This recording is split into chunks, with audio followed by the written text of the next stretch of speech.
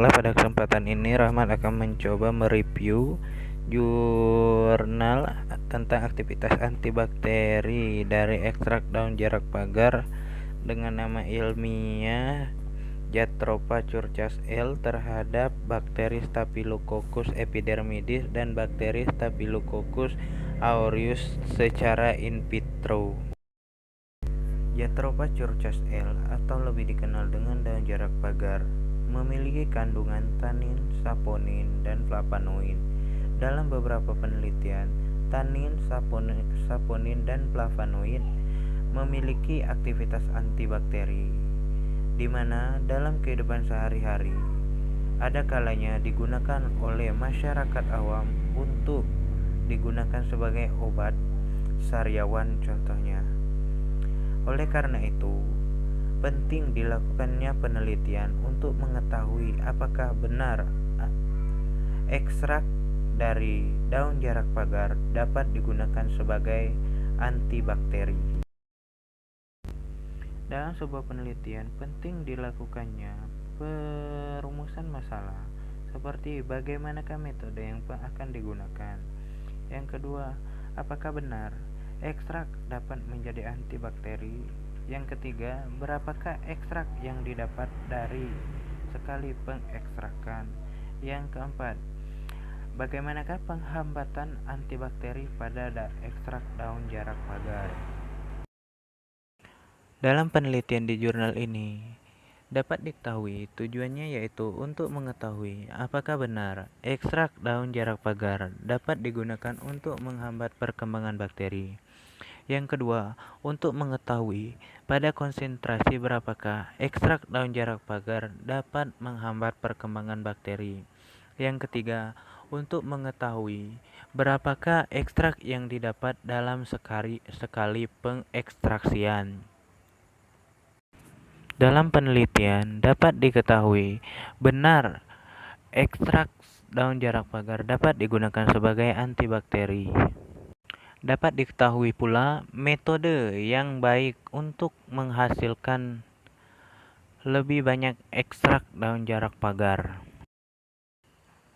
Pada prosesnya, pengekstraksian dilakukan dengan dua cara, yaitu cara reflux dan meserasi, yang mana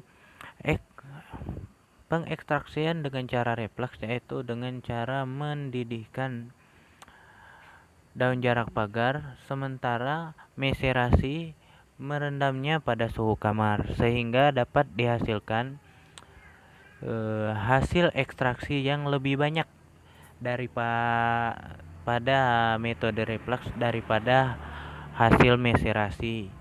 Pada metode meserasi didapatkan hasil 11,67% atau 11,67 gram ekstrak, sementara pada metode reflux didapatkan hasil sebanyak 17,03 gram atau 17,03% dari hasil kotornya.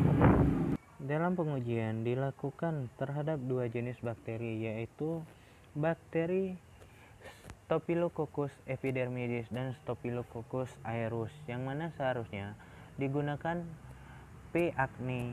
Namun karena P. acnes tidak didapatkan, sehingga dipertimbangkan untuk mengganti bakteri P. acnes dengan bakteri Staphylococcus aureus. Dari penelitian didapatkan data seperti tabel 1 yang mana menunjukkan pada Staphylococcus epidermidis tidak menunjukkan reaksi penghambatan pada konsentrasi 0 sampai dengan 25.000 ppm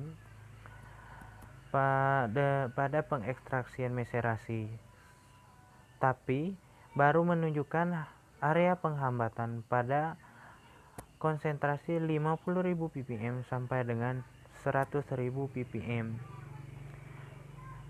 Kemudian pada ekstrak hasil pengekstraksian reflux didapatkan hasil dari 0 ppm sampai 100 ppm didapatkan hasil area penghambatan pada hasil ekstraksi reflux. Pada tabel 2 ditunjukkan aktivitas antibakteri ekstrak daun jarak pagar pada Staphylococcus aureus. Pada ekstrak, hasil pengekstraksian dengan cara meserasi didapatkan hasil keseluruhan mendapati reaksi area penghambatan antibakteri, yang mana berarti menunjukkan bahwa dari hasil kedua ekstraksi, metode ekstraksi reflux maupun meserasi, didapatkan bahwa ekstrak daun jarak pagar dapat digunakan sebagai antibakteri. Baiklah, sekian dari jurnal ini dapat kita simpulkan bahwa